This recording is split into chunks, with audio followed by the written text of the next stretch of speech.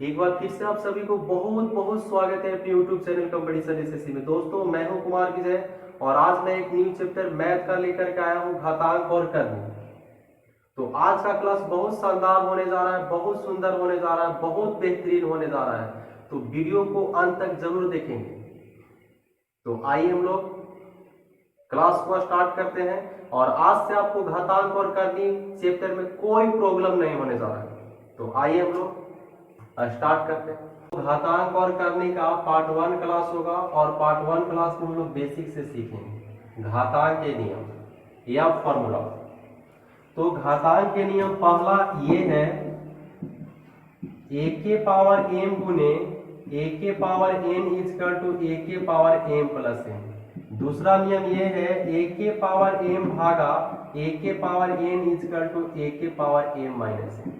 तीसरा नियम ये है, a के पावर m और पूरे के power n is equal to a के पावर mn। चौथा नियम ये है, a के पावर m गुने b के power m is equal to ab के पावर m। पांचवा नियम ये है, a के पावर m बटा b के power m is equal to a बटा b के पावर m। छठा नियम ये है, a के पावर 0 इजकल टू 1। ये आपको घातांक और करनी में ये मैं आपको 6 नियम को मैं पढ़ाऊंगा। तो देखते हैं, जैसे एक बार मैं आपको फिर से इसको रिवीजन करवा देता हूं। जैसे a के पावर m गुने a के power n is equal to a के पावर m प्लस m। जैसे देखिए यहाँ पे मैं आपको एक चीज और बता देता हूं। जैसे यहाँ पे हम लिखे a के पावर m, देखिए ये जो ऊपर जो लिखा हुआ है इसको पावर बोलते हैं, इसको पावर। अगर हिंदी में इसको देखा जाए तो हिंदी में ये घात होता है, घात। और नीचे वाले को बेस बोलते हैं, बेस। अगर हिंदी में बात किया जाए तो आधार, ठीक है।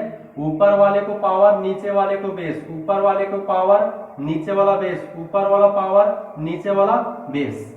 ये चीज आपको, ये चीज हो गया। इसके बाद देखिए यहाँ पे a के पावर m गुने a के power n is equal to a के पावर m प्लस n। देखिए यहाँ पे ये जो बेस जो है, बेस जब सेम है तो पावर को क्या किया गया, जोड़ दिया गया।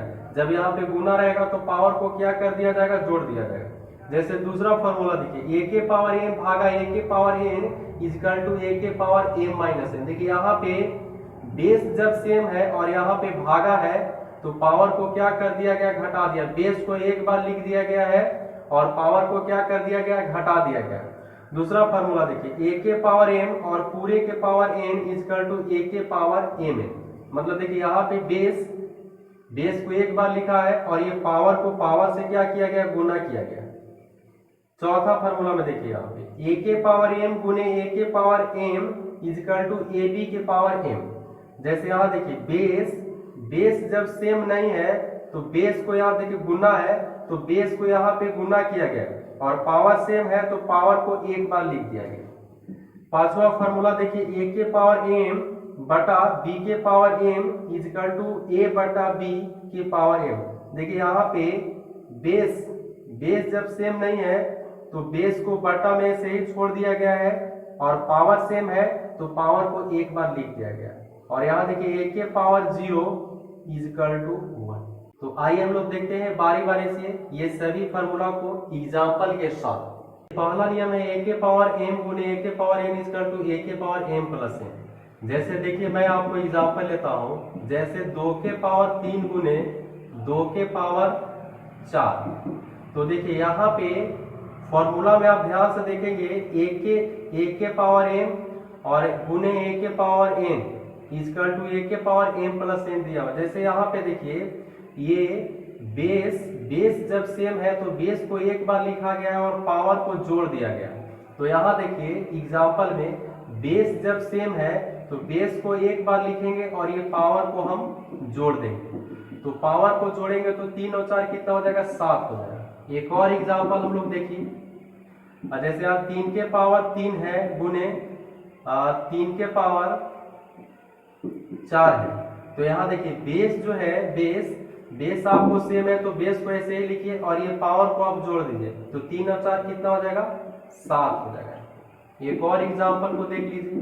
जैसे यहाँ पे 8 के पावर 2 है गुना 8 के पावर 3 है, तो यहाँ देखिए बेस जब सेम है, बेस सेम है तो बेस को एक बार लिखेंगे और ये पावर को जोड़ देंगे, तो 3 2 कितना हो जाएगा 5 हो जाएगा। आपको समझ में आया होगा।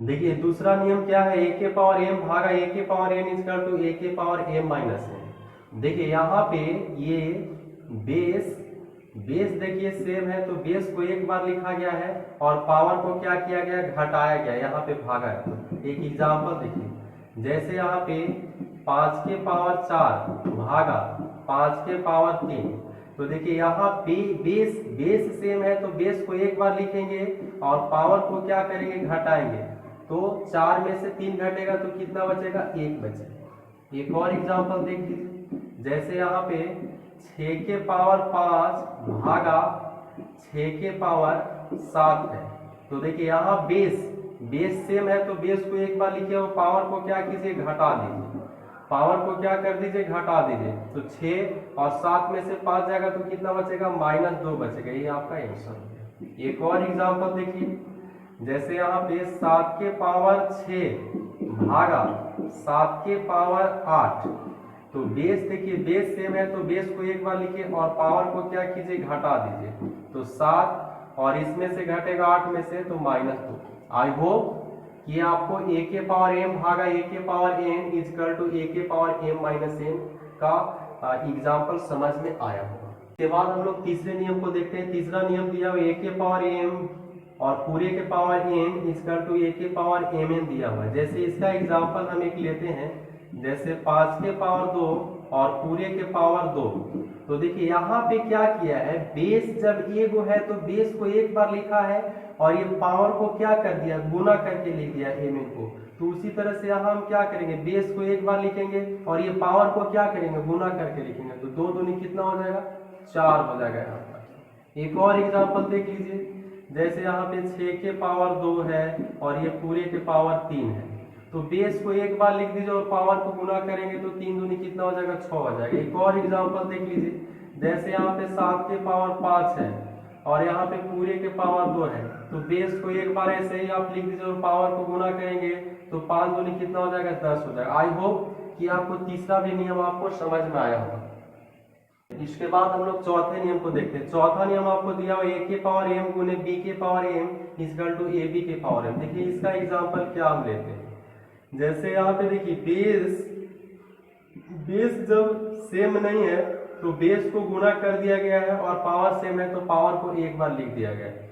तो जैसे यहाँ पे 2 के पावर मैंने यहाँ पे 5 ले लिया गुना और 3 के पावर यहाँ पे 5 ले लिया, 3 के पावर 5, तो देखिए यहाँ पे बेस सेम नहीं तो बेस को आप गुना कर दीजिए, बेस को गुना कर दीजिए और पावर सेम है तो पावर को एक बार लिख दीजिए, तो 3 दूनी कितना हो जाएगा, 6 के पावर कितना, 5 हो जाएगा। एक और एग्जांपल देख लीजिए, जैसे यहाँ पे 8 के पावर 3 गुने 7 के पावर 3, ये देखिए बेस सेम नहीं तो बेस को आप गुना कर दीजिए, तो 8 से कितना हो जाएगा, 56 हो जाएगा, और ये पावर सेम है तो पावर को एक बार लिख लीजिए। एक और एग्जांपल देख लीजिए यहाँ पे, जैसे यहाँ पे 5 के पावर 3 गुने 6 के पावर 3, ये देखिए बेस सेम नहीं है, बेस सेम नहीं है तो बेस सेम नहीं तो बेस को क्या करिए, गुना कर दीजिए, 6 बचे कितना हो जाएगा, 30 हो जाएगा, और पावर सेम है तो पावर को एक बार आप लिख दीजिए। आई होप कि चौथा भी नियम आपको समझ में आया होगा। इसके बाद हम लोग पांचवें नियम को देखते हैं। पांचवा नियम दिया a के पावर m बटा b के power m equal to a बटा b के पावर m। देखिए इसका एग्जाम्पल हम लोग लेते हैं,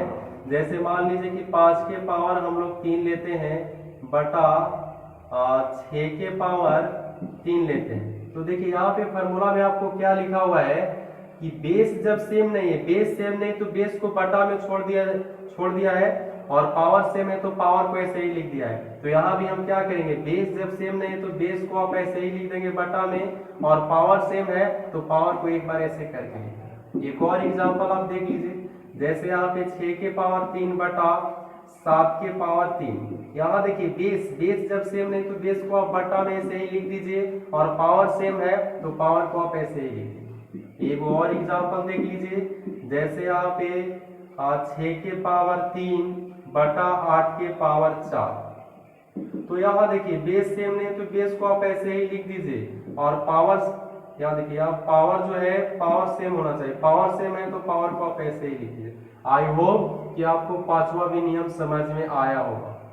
इसके बाद हम लोग छठे नियम को देखते हैं। छठा नियम आपको दिया हुआ है a के पावर 0 इक्वल टू 1। देखिए a के पावर 0 इक्वल टू 1 कहने का मतलब ये है कि किसी के भी पावर अगर आपको 0 दे दे तो उसका मान 1 होता है। किसी के भी पावर 0 दे दे तो उसका मान 1 होता है। जैसे मैं यहाँ पे 5 के पावर 0 लिया तो उसका मान 1 होगा। जैसे यहाँ पे एक और एग्जाम्पल लेते 6 के पावर 0 तो उसका भी मान 1 होगा। देखिए यहाँ एक 7 के पावर 0 मैंने लिया तो उसका भी मान 1 हुआ। हमारा कहने का मतलब ये है कि अगर दुनिया का किसी भी नंबर या किसी भी संख्या के पावर में अगर 0 है तो उसका मान 1 होगा। किसी भी नंबर का पावर अगर 0 है, जैसे मान लीजिए कि हम यहाँ पे 10,000 इकाई दहाई सैकड़ा हजार 10,000 के पावर अगर हम 0 यहाँ पे कर दिए तो उसका मान 1 होगा। या हम 1,000 के पावर अगर हम 0 करते हैं तो उसका भी मान होगा। मतलब हमें कहने का मतलब ये है कि अगर करोड़ के भी पावर अगर 0 रहेगा, अरब के भी पावर अगर 0 रहेगा तो उसका मान 1 होगा। क्लियर होगा आपको ये 6 नियम।